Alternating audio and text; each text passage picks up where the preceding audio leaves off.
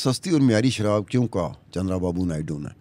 वजह ये थी कि जो वाईएसआर कांग्रेस पार्टी की हुकूमत थी 2019 से 2024 तक, जगन मोहन रेड्डी उसके चीफ मिनिस्टर थे, मुख्यमंत्री थे, उनकी पॉलिसी ये थी कि हमने जो अल्कोहल कंजम्पशन है ना आंध्र प्रदेश में, उसको कम करना है। ये उनकी पॉलिसी थी, प्लानिंग थी। और उसके साथ साथ उन्हें एक्साइज का भाव बढ़ा दिया।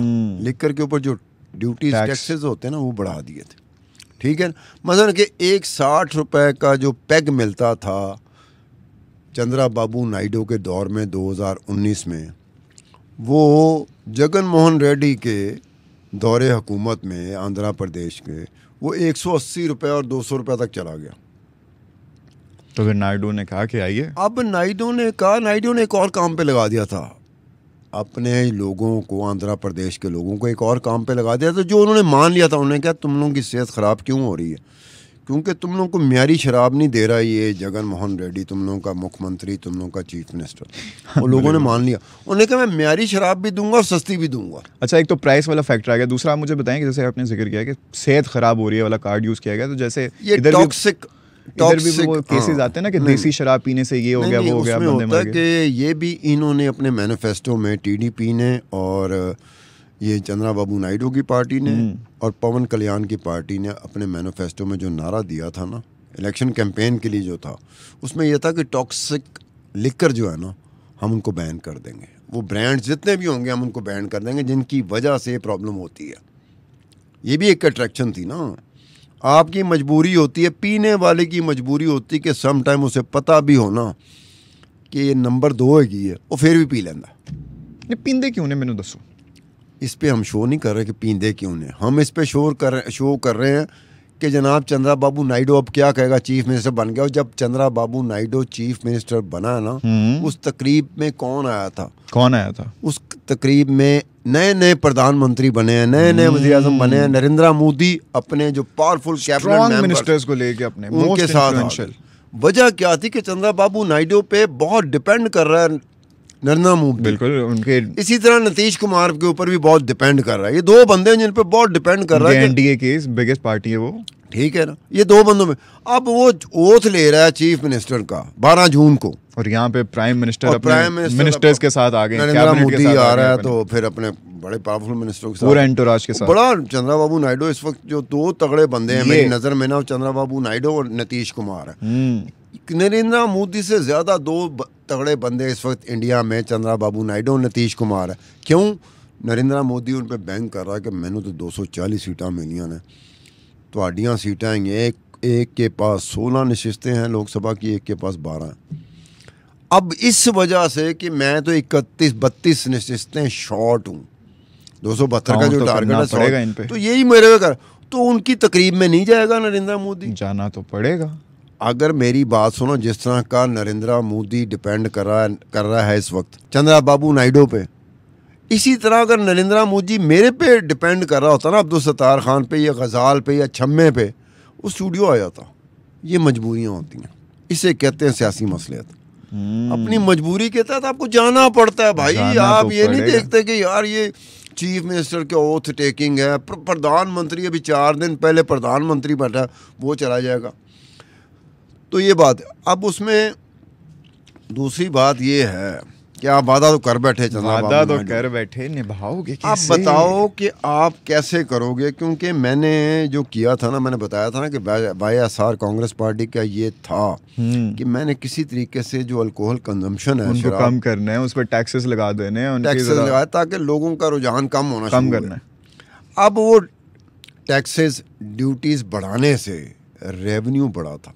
यानी कि जो चंद्राबाबू नायडू की जो पहली हुकूमत थी ना 2019 तक जो चली थी आंध्र प्रदेश में, उसमें जो वॉल्यूम था, रेवेन्यू वॉल्यूम, वो 752 अरब रुपया था, इंडियन रुपीस, जो कि जगन मोहन रेड्डी जो वाईएसआर कांग्रेस पार्टी का था, जो चीफ मिनिस्टर रहा है आंध्र प्रदेश का, उसके दौर में 2023 में वो 1243 अरब रुपया रेवेन्यू जनरेट हुआ शराब की सेल से।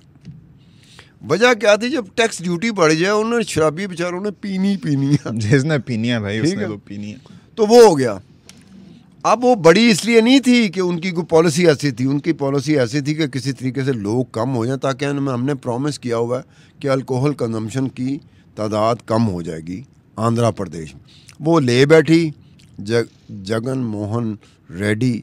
मेरे ख्याल इस वक्त सोचता होगा कि मैं तो पागल था, एम खाम में अल्कोहल कंजम्पशन की तादाद कम कर रहा था।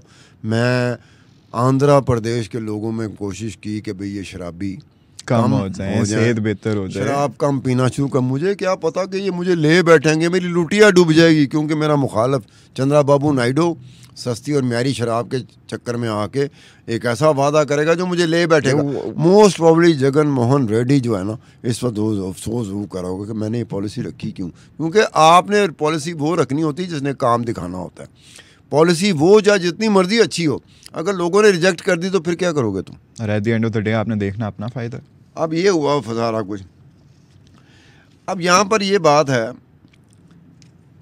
कि मैं एक ऐसी चीज़ इकट्ठी की है कि जिससे मुझे लगता है कि चंद्राबाबू नायडू के लिए बहुत मुश्किल हो जाएगा ये सस्ती और म्यारी शराब का वादा पूरा करना आंध्र प्रदेश के लोगों ने। क्या इंकशाफात करने वाले हैं आप? इंकशाफात नहीं है, सिंपल एक थ्योरी है कि आप जब गवर्नमेंट बनाते हैं तो गवर्नमेंट के वसाइल होते हैं, हुकूमत के वसाइल होते हैं, बजट होता है, बजटरी एलोकेशन होती है, जिसमें आपने कहना होता है कि ये फलाना काम, इसके ऊपर एलोकेशन, इसको हमने ठीक करना है, इसको हमने ठीक करना है।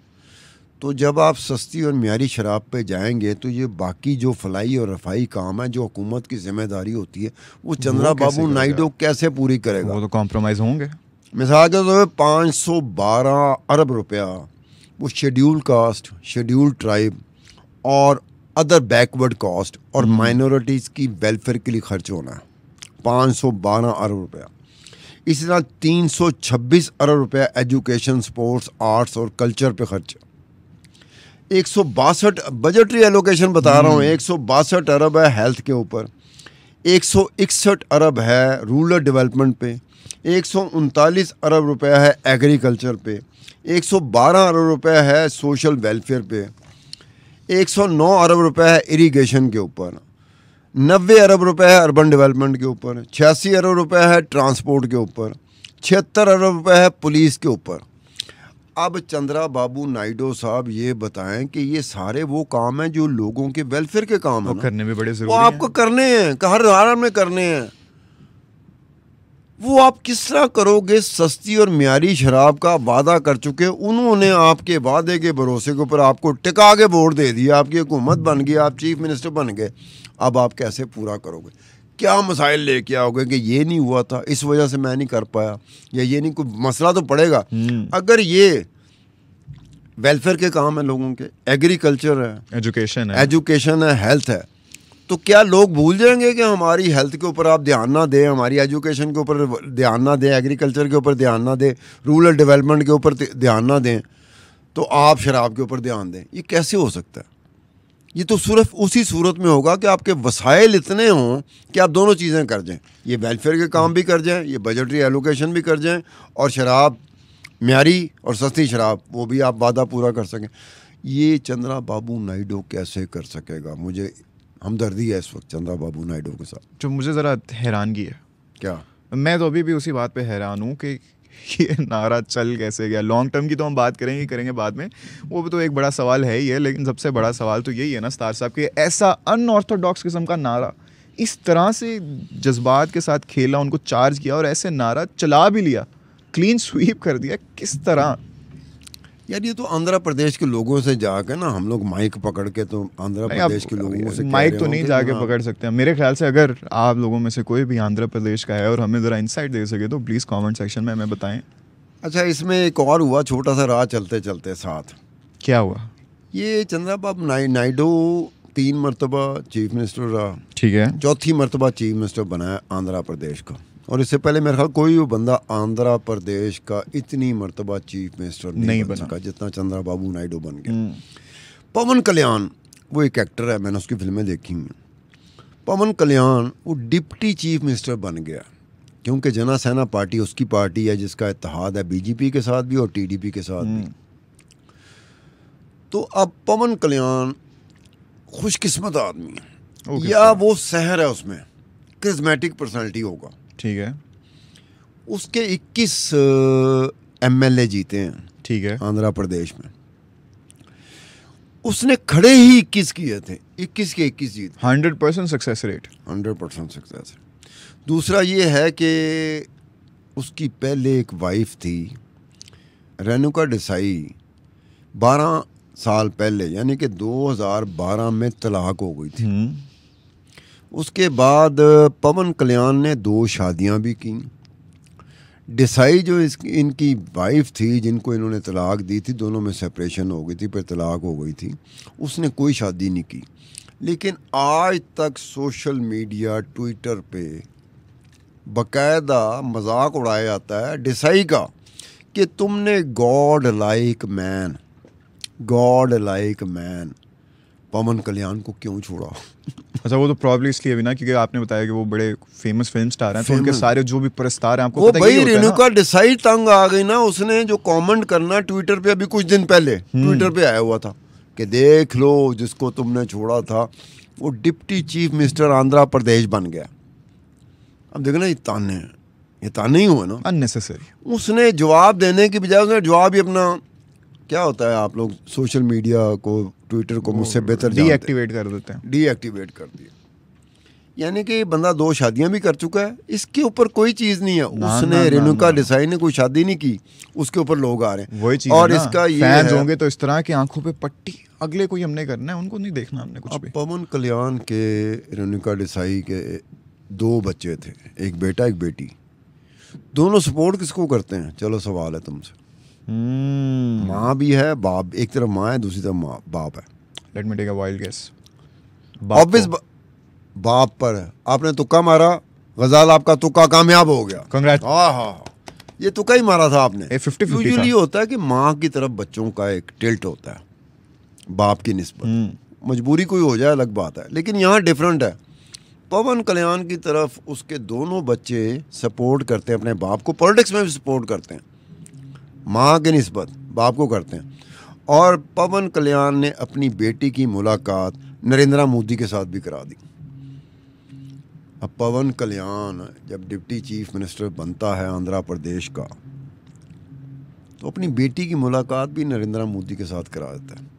अब पवन कल्याण साहब, आपकी भी जिम्मेदारी बनती है कि चंद्रबाबू नायडू के आप डिप्टी तो बन गए, उनके साथ नारे लगा दिए। नारे आपने लगाए, आपका ज्वाइंट मैनिफेस्टो था इलेक्शन कैंपेन में, सस्ती और म्यारी शराब। आंध्र प्रदेश के लोग आपकी वादे पर आगे टिका के वोट दिया। यार ब्रूटल मेजोरिटी और क्या होती है? 175 नशिस्तें हैं आंध्र प्रदेश की विधानसभा की, 164 नशिस्तें आपको मिल गई 3 जमातों को। सबसे ज़्यादा टीडीपी को, चंद्रबाबू नायडू की 135 मिली, पवन कल्याण की पार्टी को 21 मिली, बीजेपी नरेंद्र मोदी को 8 नशिस्तें मिली, और वाईएसआर कांग्रेस पार्टी जिनकी हुकूमत थी कुछ दिन पहले तक, जिनकी हुकूमत थी, उनको 11 नशिस्तें मिली। यानी कि क्लीन स्वीप नहीं होता, क्लीन स्वीप एक नारा काम कर गया, सस्ती और म्यारी शराब। लेकिन अब चंद्रबाबू नायडू कैसे करेगा? इसी सवाल के साथ आज की पॉडकास्ट का भी हम यहीं पे ख़त्म करते हैं। सितार साहब, बड़ा ही आज के एपिसोड में हमने जाना कि बड़ा ही कोई अनऑर्थोडॉक्स किस्म का नारा लगाया गया, एक बड़े डिफरेंट तरीके से लोगों के इमोशंस को ट्रिगर और चार्ज किया गया, और हमने देखा कि वो बड़ा फ़ायदेमंद भी रहा उनके लिए, वोट भी बन गया। अब वो इमोशनली चार्ज भी हैं भी वो जिनको शराब भी चाहिए फिर हैं। आप नहीं दोगे तो कॉन्सिक्वेंसेस तो होंगे ना।